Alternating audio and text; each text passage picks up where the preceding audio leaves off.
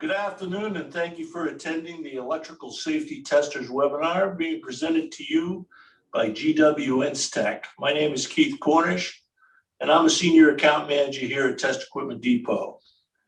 We're a nationwide distributor of Instek products and happy to be hosting the presentation today. Today's presenter is Hector Aguilar. Hector has been an applications manager at GW Instek for the past 3 years and holds a BS in engineering and technology. There will be a question and answer period after the presentation.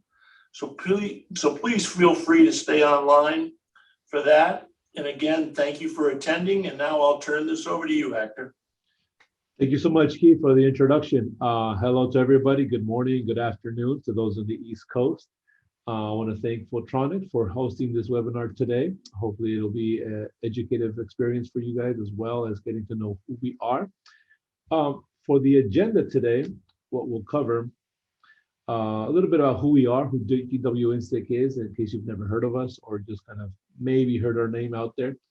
We'll talk about safety risk, and we'll talk about basic breakdown theory and how that applies to safety testing. We'll also define what is leakage current. That's a term that's mostly used here. So hopefully we'll make it simple enough for you guys to understand us and understand the concept of what behind us, what safety testing is. We'll also talk about the types of safety testing on passive circuits and active circuits with different types of equipment. The regulations and industry we kind of serve, and we'll talk about why you need to do this kind of test. And we'll briefly go over some of our newer products, our GPT 12,000, 15,000 series, and we'll do some comparisons as to why we're kind of a good option when you compare us to some of our competitors. So let's start off talking about who we are, right? So we're a Taiwanese company established in 1975. We started off as a manufacturer of power supplies, believe it or not, and slowly we developed our market and our products into what would become educative materials, such as obviously simple benchtop power supplies, oscilloscopes, function generators. But we've seen the last 10 years that we've actually improved our product lines to meet industrial demand.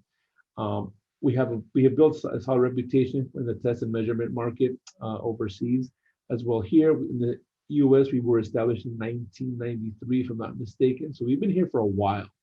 So we design and manufacture 95% of our products. What does that say? Let's say we don't go to a third-party manufacturer and have them stick our label onto it. Everything from design to concept to design and production is at our own headquarters in Taiwan.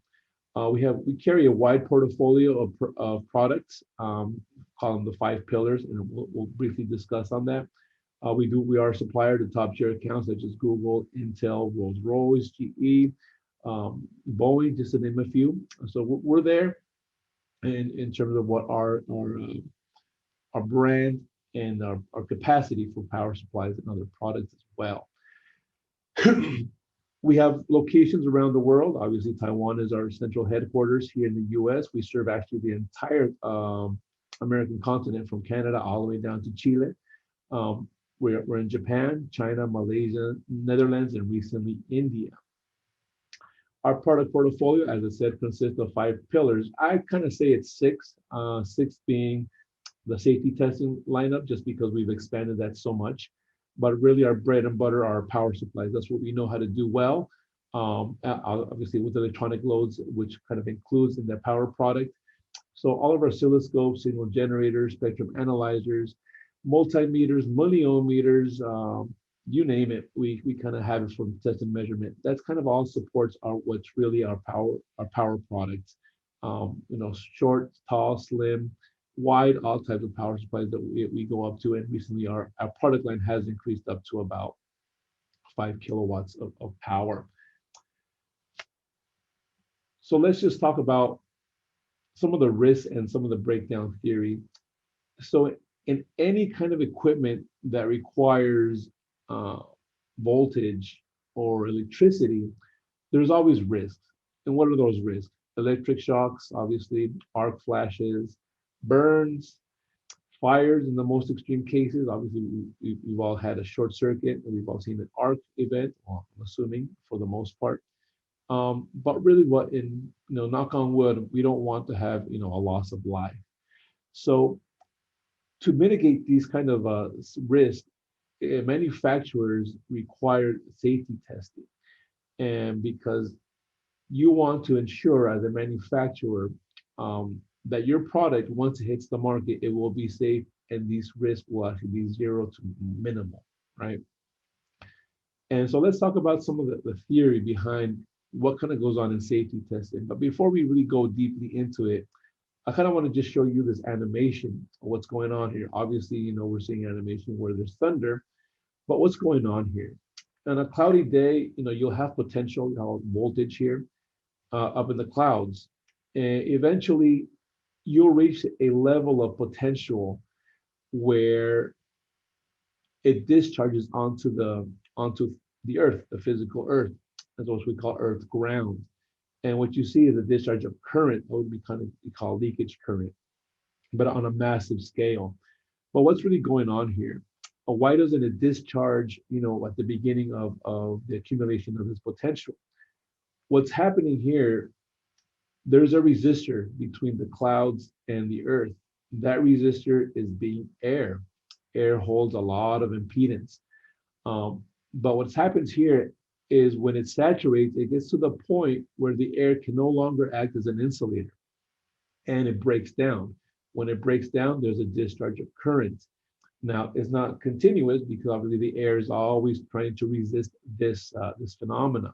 So it'll reset, it'll go back to resisting the potential that accumulates here up in the clouds. Oops. There it is. So when the air stops functioning as a resistor or insulator, you'll see this discharge, right? And what we kind of refer to it as leakage current, but like I said, on a massive scale. So what is leakage current? In this case, it's a discharge of electrons that go out to the earth, right?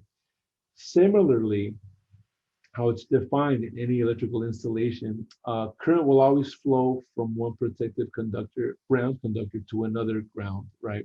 In this case, we'll just have a simple case of just two conductors, right? There's always energy flowing from one place to another, the energy form being in form of electrons. Obviously, as we know, current is defined as the movement of those electrons. Obviously, there's not enough potential going across that it would cause a short circuit or arcing event. Why? Because the insulator acts as the insulator. It has a lot of resistance and it prevents from that happening. However, no insulator is perfect and there's always energy being discharged from one point to another.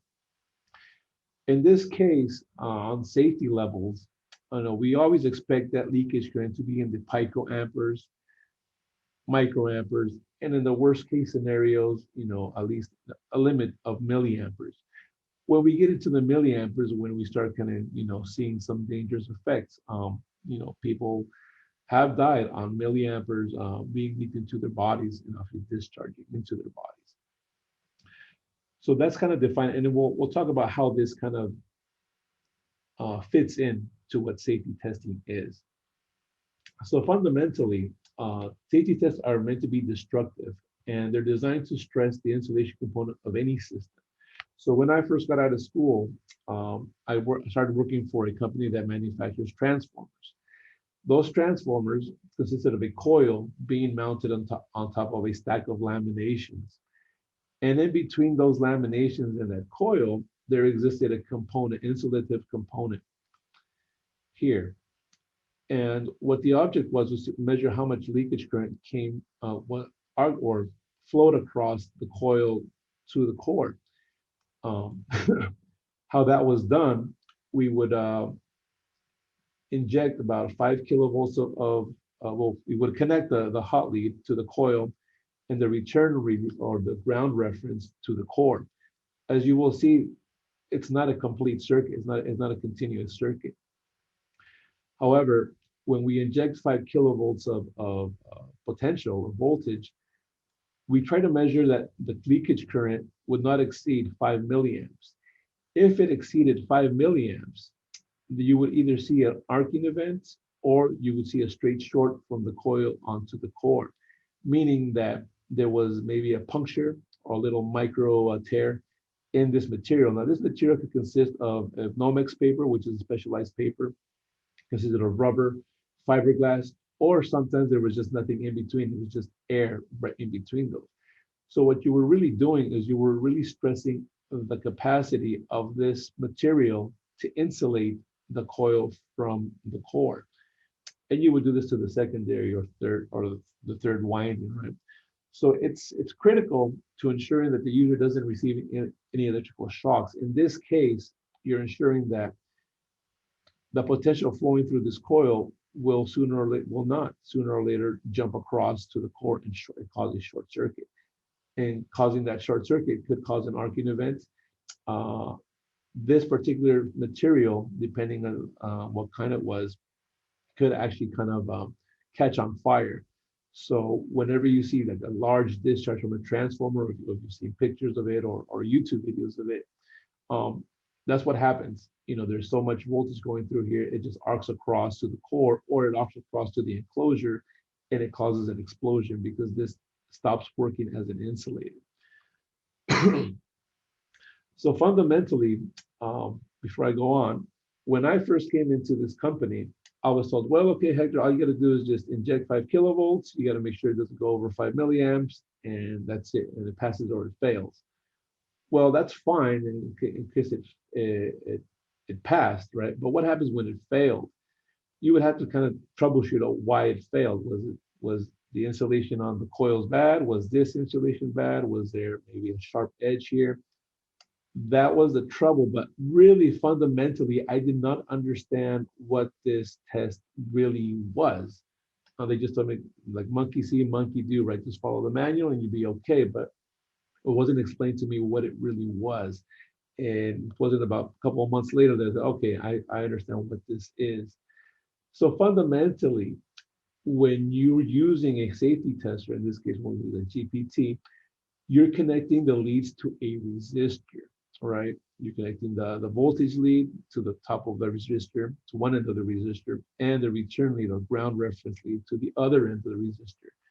And all you're doing is you're measuring how much leakage current or how much current flows from one point to another. Obviously, this resistor could be in mega ohms, giga ohms, and that's why it's a high impedance test. And so you're not seeing large amounts of currents at 5 kilovolts, 6 kilovolts, or in the kilovolt range.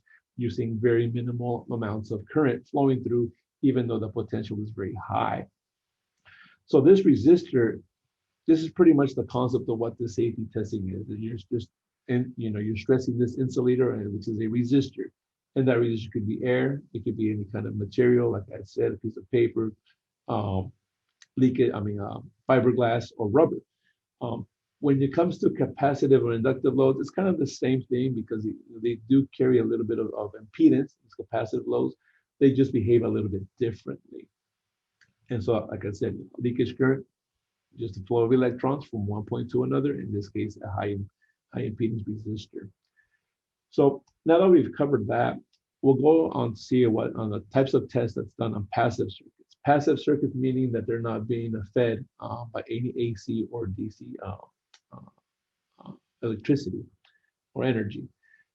Basically, there's 4 types of tests in terms of what safety testing is. AC withstand or DC withstand, where you apply voltage far beyond what your device under test will encounter in normal use.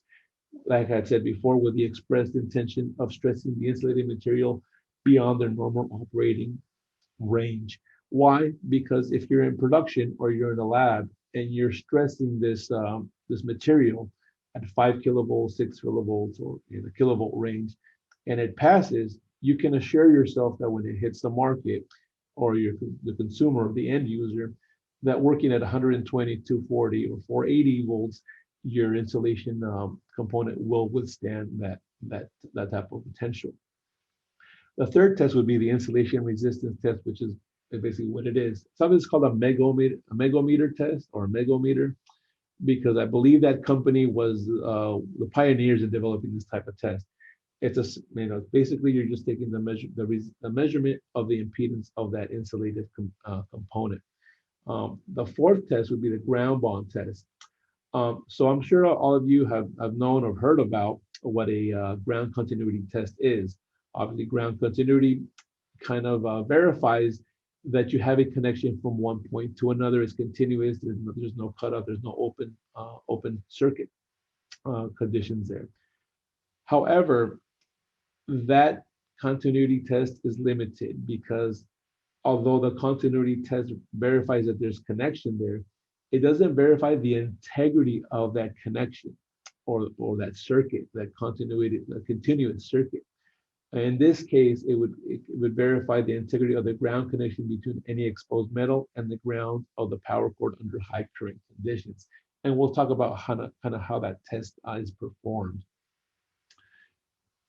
So as an example here, in terms of the AC/DC withstand test, how it would be done, you guys saw how it was done with the transformer. In this case, or the majority of cases, obviously you have a cord with a hot, neutral, and obviously the ground lead.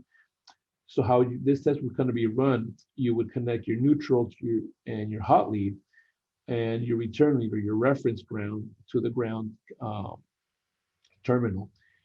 What this is really doing is saying, well, you're going to make sure that the insulation of this cord will withstand the high potential in terms of 5 kilovolts, 6 kilovolts, whatever the standard is, and it will not arc across over to the ground lead. And that's basically what it is. There's no big question about, well, what's really entail. In the case where there is no ground terminal, and we assume that the chassis is metallic, you just move your ground reference over to the chassis. You do the same thing. You short out your neutral and your hot lead, and you test with respect to the chassis to make sure that there aren't going to be any arcing events, or the isolation or the insulation of whatever the circuit is connected to will not jump across from these points to obviously the chassis. Insulation resistance, I said it before, simple. In this case, you're not stressing the material, you're just measuring the impedance, the actual ohms of what the value of the impedance from these points in reference to ground terminal. So basically, if you were to take the insulation resistance test of the example I gave in the coil to the cord, typically your test run from 500 to 1 kilovolts. Basically, you're just taking the measurement of what this material, the impedance or the resistance in terms of ohms, how much that measures. If there is no material there, you're basically just taking the impedance measurement of air. Hopefully that's clear to you. The ground bond test, that does not consist of any high potential, but it does consist of high current, typically from 20 to 40 amps of current that has to flow through the circuit. Now, as you can see here, this ground terminal obviously has some resistance. And when that's connected to the chassis, there's a terminal connection and there's a screw connection here. So I had said before, if you run a ground continuity test from the chassis to the ground terminal, you would probably get continuity, it would beep. But you don't know if this wire here from the ground terminal to the chassis is you don't know what the integrity of that is. You also don't know if that connection here is tight, if maybe the screw is loose or the terminal is not crimped on well onto the wire.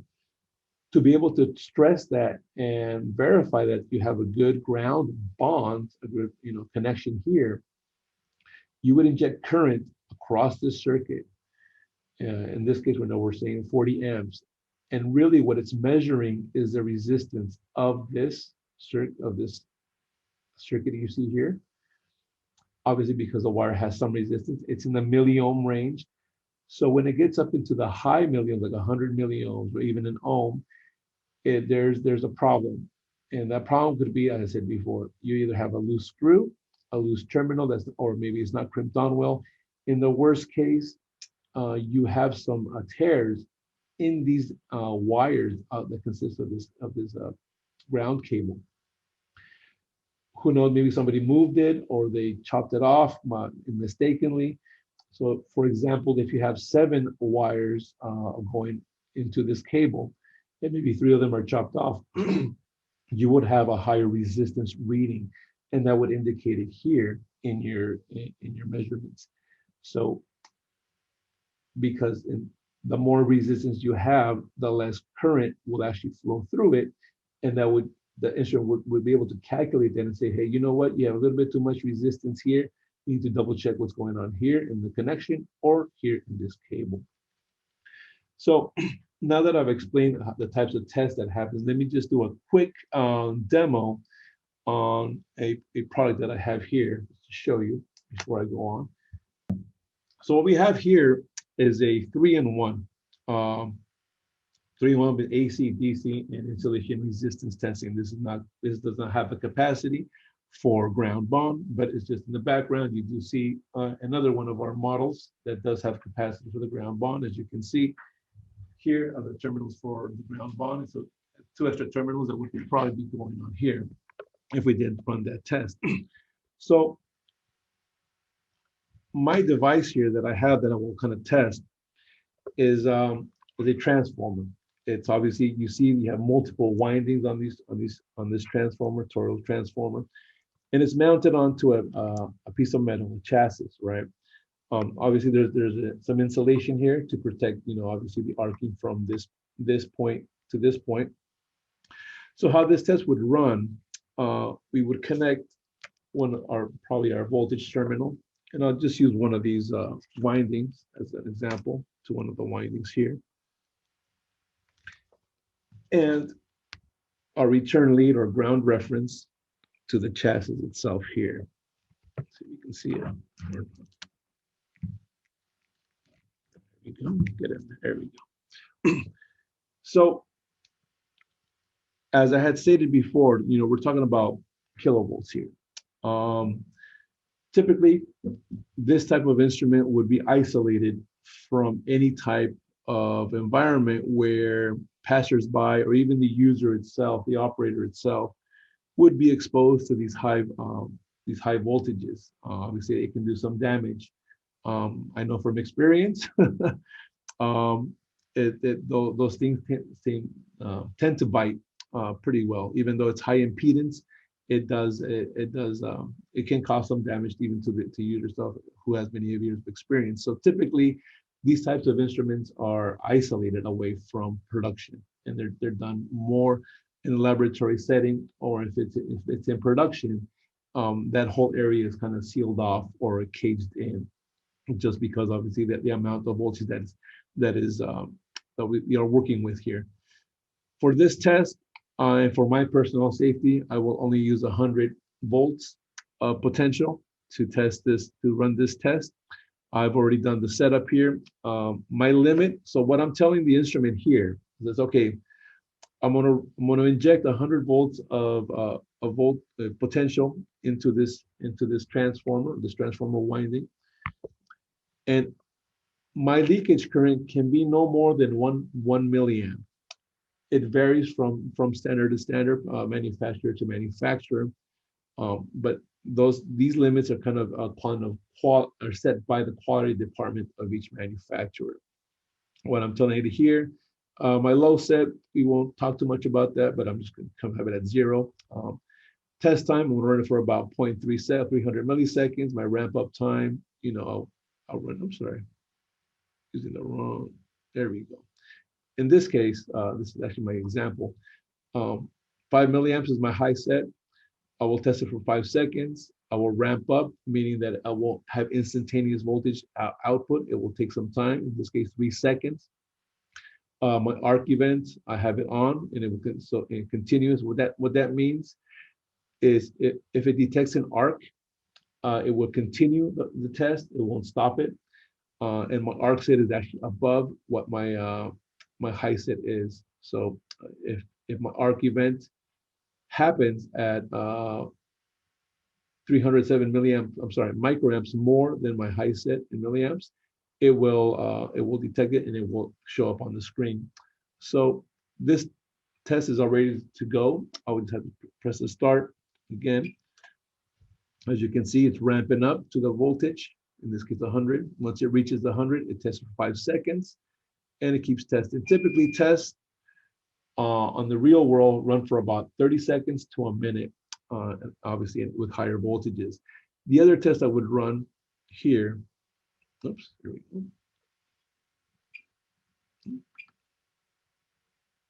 is my IR test. So I'm measuring the impedance of this little thing right here, this isolated, I think, piece of rubber at 500 volts. There is no high set in this case, low set. My test time is 4 seconds. In all these settings, I'm not really going to go too much into just for the sake of time and the demonstration. But it's telling me while I test that the impedance is measuring above 5 gigaohm, 50 gigaohms, right? Which is the capacity of this instrument. Now that's good. The higher, the better. Why? Because you want this to actually be a very good insulator. Now, typically, I'll ask you guys a question, and I probably already answered it for you. But if you can tell me what my device under test here is, I'll give you a hint. It's not the transformer. And that's where people sometimes kind of get confused. Let me turn this off. When I ask them, what's your device under test? Well, you're using a transformer, so it's going to be your transformer. And nope, that is not my device under test. My device under test is this insulator. And that's pretty much it in regards to safety tests for passive circuits. Now, we'll talk about safety testing or leakage current measurements on active circuits. Active circuits meaning that the circuits are being fed by electricity, or in this, we'll say 120 for the Americas, right? These tests or measurements are mostly taken on medical equipment because they are a little bit more stringent, and we'll discuss why. So I'll use in this case, our instrument that we use for this would be a GLC 9000, which is it's a leakage current tester. How this would kind of work, at least in this case, if you're the manufacturer of this electric chair that would actually rotate left, right, or go up and down depending on the function of it, it has to work off of electricity. We'll just say for 120 volts for the sake of argument.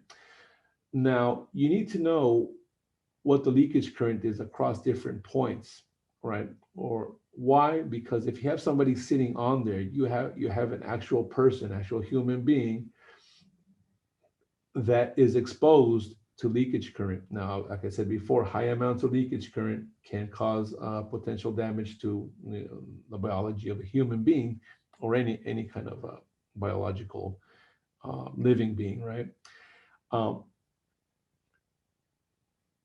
Why? Because as a medical manufacturer of equipment, of medical equipment, the leakage current has to be low, because when you have a person actually connected to this equipment, and your circuit or your product is not safe, you can potentially hurt or injure, or in the worst case scenario, kill somebody. Now, you don't want any kind of lawsuits as a manufacturer because your equipment was faulty in terms of protecting the person, because there's always leakage current, right? In this case, we just have, the guy's connected to here with his arm to another sensor, another part of the circuit, and it just flows to his arm. But what happens when you have more than one device and leakage current is going across the heart? Well, this is a bit more dangerous, right? So typically our bodies can't take leakage current past the microamp range, milliamp range. Well, even 500 milliamps will just kill you or make your heart stop in this case, if it's going across. So there are stricter regulations on medical equipment, obviously, to avoid lawsuits and loss of life. Um, and how this equipment is kind of works is, I'll go back to this example, because you can't have a person sitting down at the, when in production at this level, right? You can't say, okay, come on, Tom, come you sit on this chair, and we're gonna connect it. We're gonna have, feed it 120 volts, and we're gonna see what the leakage current is. What if the leakage current? What if it's faulty and the leakage current onto the person? Well, he's gonna get hurt, right, or lose his life. So that's impractical to have somebody sitting there physically to be able to run this test. So what happened was they had to develop these networks, these impedance networks, to simulate the impedance of the human body. Now, I don't know what genius came up with this. That depending on your standard and on what type of product you're manufacturing, it will vary. The networks will vary from configuration to configuration, right? As you can see in the different RC circuits here. So what it allows you to do is to kind of simulate the person sitting, at least in this case, sitting on this chair. You would say, okay, you would indicate to the instrument, okay, I'm going to use this network for this device to simulate the impedance of the human body, and I'll take my measurements at different points, and you will actually measure. And obviously, you'll have limits that you can't exceed, according to your standard. And that's basically how it's done. Obviously, because I said before, you can't use a real life person when you're testing these products out in production or in the laboratory. So it's very helpful to have these types of networks to simulate the human impedance of a biological body. And so people ask me, well, that's great, Hector, that's all great news, but why do I need to do it? Well, basically, the one simple answer is you have no choice. As a manufacturer, you have no choice but to run these tests, to do these tests on your product. Why? Because most of safety testing and anything has to do with safety in terms of consumer or even at the operator level at manufacturing, they have to abide by these regulatory agencies that implement the standards and the processes and the limits of your manufacturing tendencies, I guess you could say. Because if you don't follow certain regulations or standards or processes, these agencies will not register you as a certified user of these logos. So these logos, CSA, UL, CE, TUV in Mexico, it's known. They hold a certain type of prestige because and speaking as a former quality engineer, it's a headache to actually get certification from these agencies, because they come in, they audit you, they look at your processes, they look at your manufacturing facility, they look at your equipment, they look at if it's calibrated, when the calibration cycle is, who your provider of materials is. Are they listed? Are they not listed? Are you safe? It's a pain, but the caveat is that once you have that registration or the certification from these agencies, and you're allowed to put this seal on your product, it kind of indicates to the user, okay, you know what, they're approved by these agencies, and that kind of indicates to me as a consumer that the product that I'm using is safe and it will not harm me, it will not cause me shocks, and I won't lose my life. So a lot of, where some of these China X manufacturers kind of get away with stuff is they don't certify themselves to these agencies because it's very strict, or they don't want to do it and it costs money. On the other hand, you'll see pirated seals coming from some certain agencies, and these agencies are always on top of that, right? They go every 3 months, they go to the manufacturer to see that you're holding up your end of the bargain in terms of processes.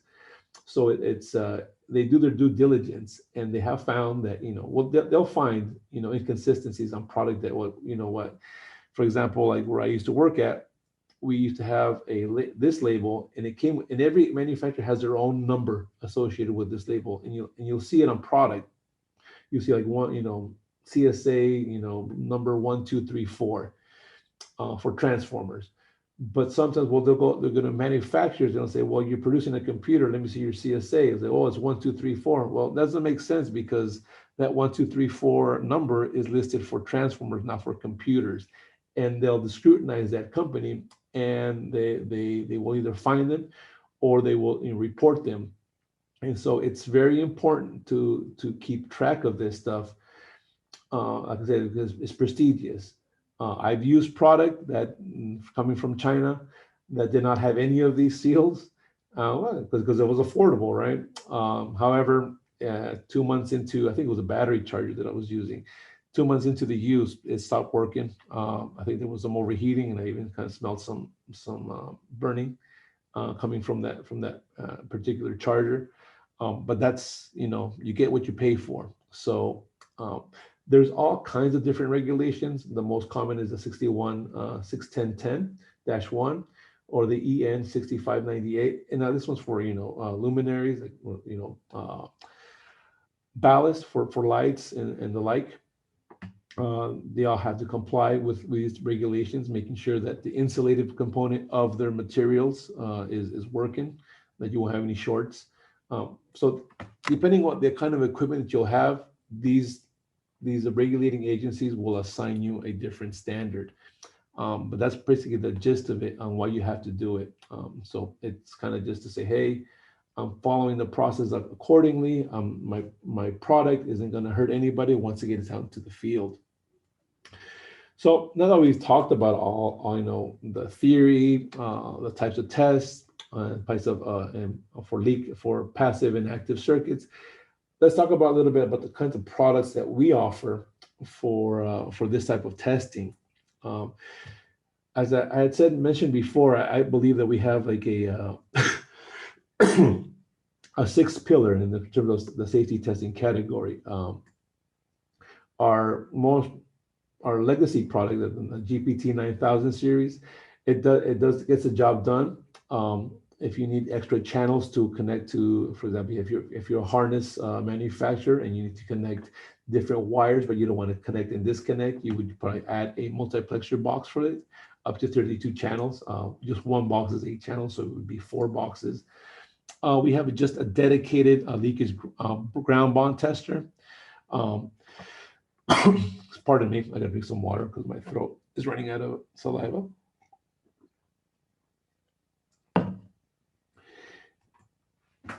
This dedicated ground bond tester, it just does ground bond testing. There's no AC or DC or insulation resistance measurements.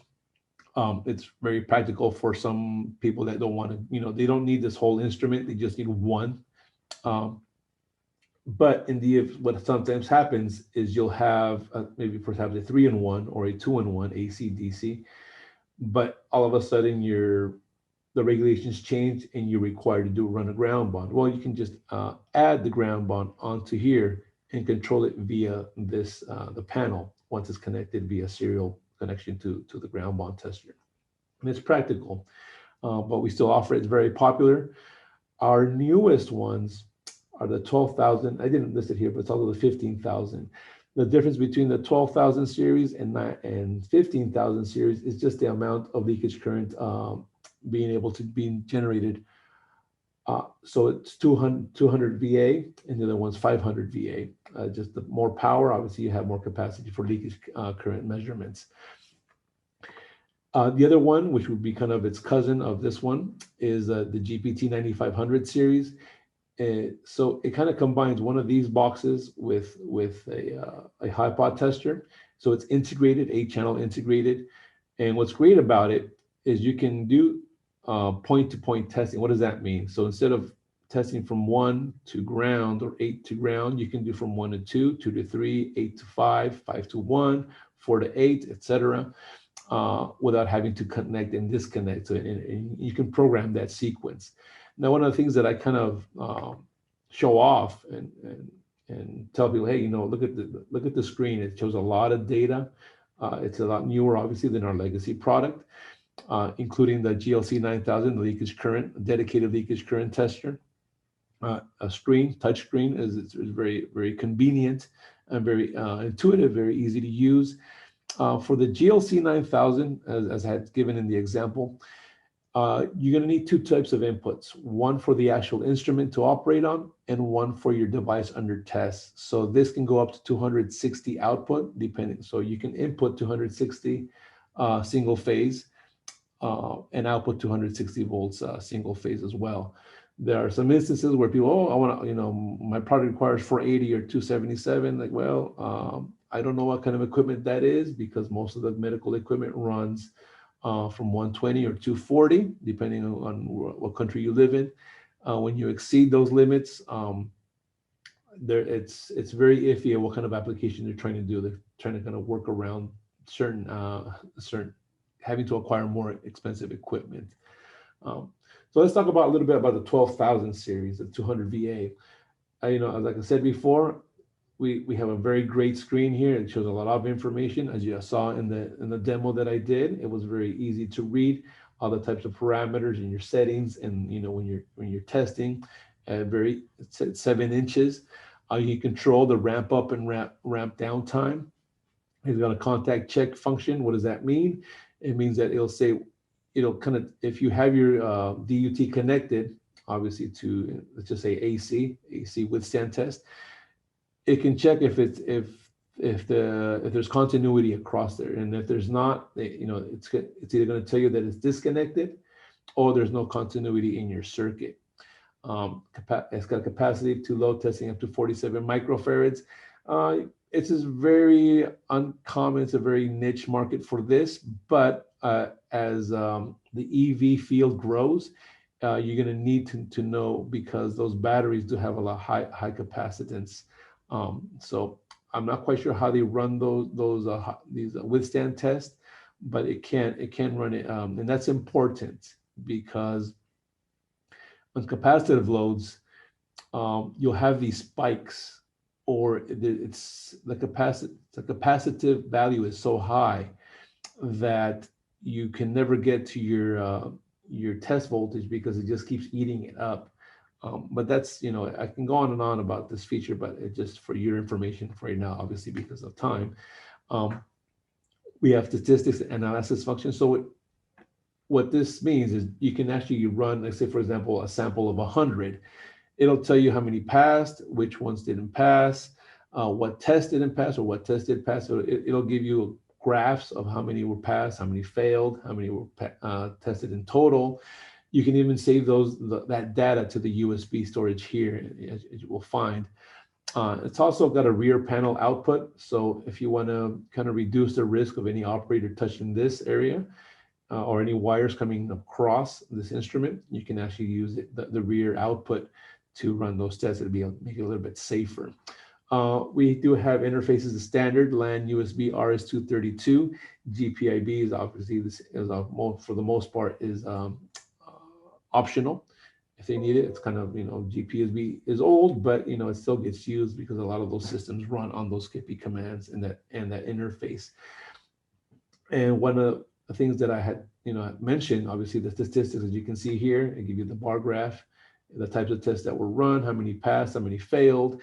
But in particular, it has barcode reader capacity. Now, this allows you to actually, correctly identify or catalog any device that you're testing. It obviously saves time having to, obviously type in all the data, serial number 1, 2, 3, and what the data was. Well, using the barcode reader, you can obviously associate the barcode with the actual product that you were testing. And it allows for product tracking. So if it ever fails out in the field and say, hey, you know what, you had this thing, serial number 1, 2, 3 that failed. I don't know if you guys ran your test. Well, you can always go back and say, you know what, I have this archived as test did pass in factory. So there may be some other factors that that kind of happened that caused that product to fail. And that's where, that's beyond the troubleshooting aspect of what this instrument does, but that depends on the quality engineer and the manufacturing engineer in that case. The ramp up control is important. Currently, our 9000 series, or the series that you saw here in the background and that I mentioned, it does not allow for ramp down. So we kind of just redesigned it to have a ramp up, ramp down. This is important, particularly in capacitive or inductive loads. When I started working for that company, there were times where that transformer did not like me, and it did shock me. And even after I had, the test was off and there was no voltage going into it, obviously there's enough voltage, enough energy on those coils, even after the test has been run and finished, that it leaves potential there. So when the operator, or in this case myself, were to disconnect it, you get a nice little surprise. So the ramp down helps to kind of reduce the potential left on any capacitive or inductive loads, to obviously so that your voltage will be close to or actually at zero, to obviously make the operator a little bit safer. So we do have competitors in this market, Chroma being one of them. So what I try to do is kind of compare apples to apples. In this case, the VA. Now it's not obvious. Yes, it's saying I have more VA, so obviously our specs or our current range is actually greater. The reason being I didn't have with 200 with Chroma because they don't make 200 VA. They only make 150 VA, I believe, 250 and a 500. But though anything higher than 150 VA is kind of in terms of Chroma,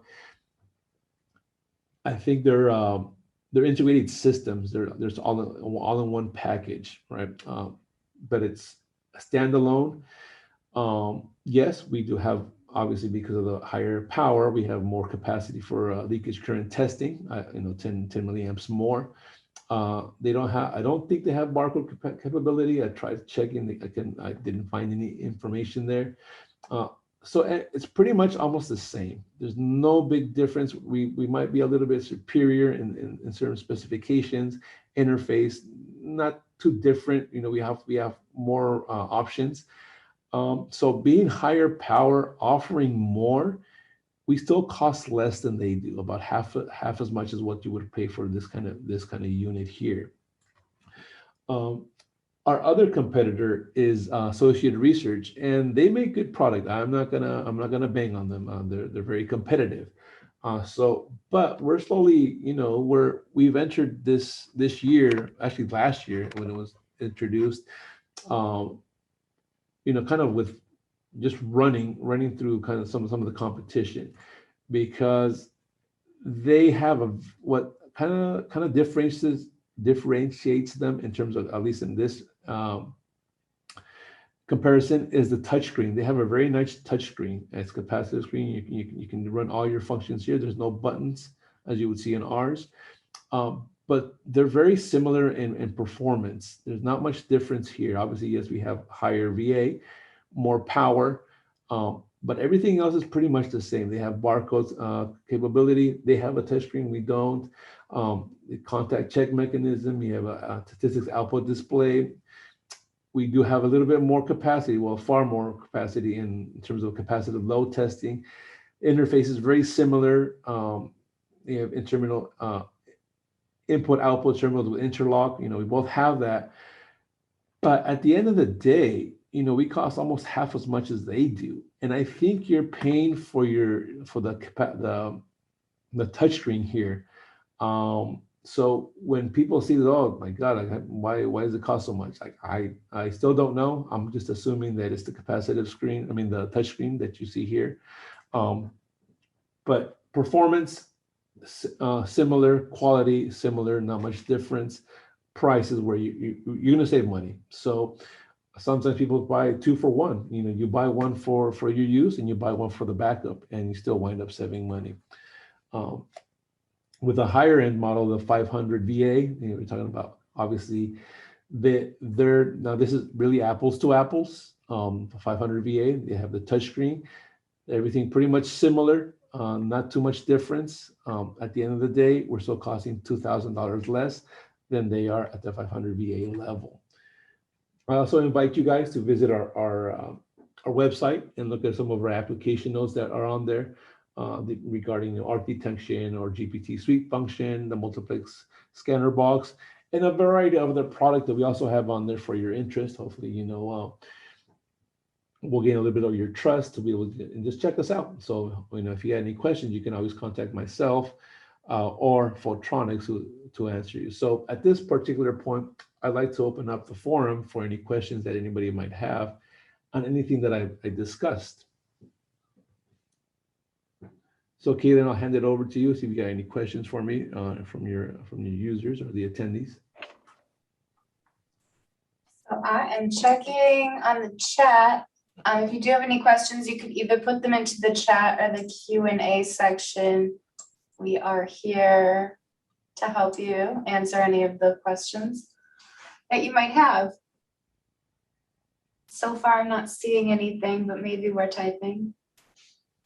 Okay, no problem.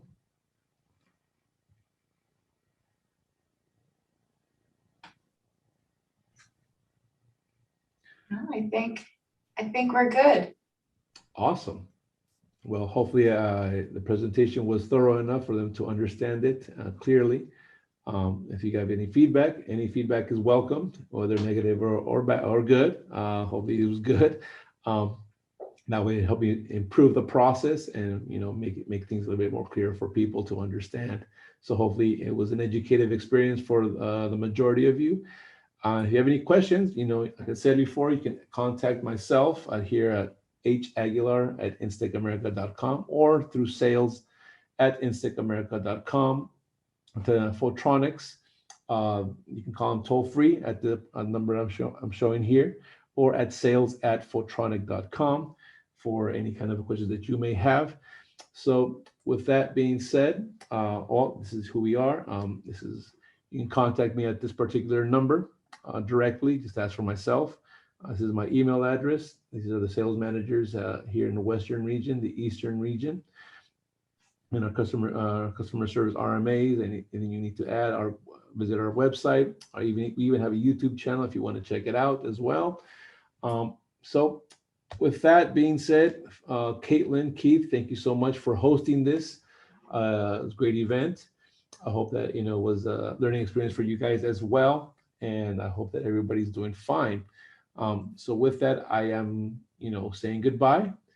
And thank you so much, everybody, for the attendees that took their time out of their day to attend this webinar. And I hope to do this again. Thank you so much. Thank you. All right, then. You guys have a great day. See you as well.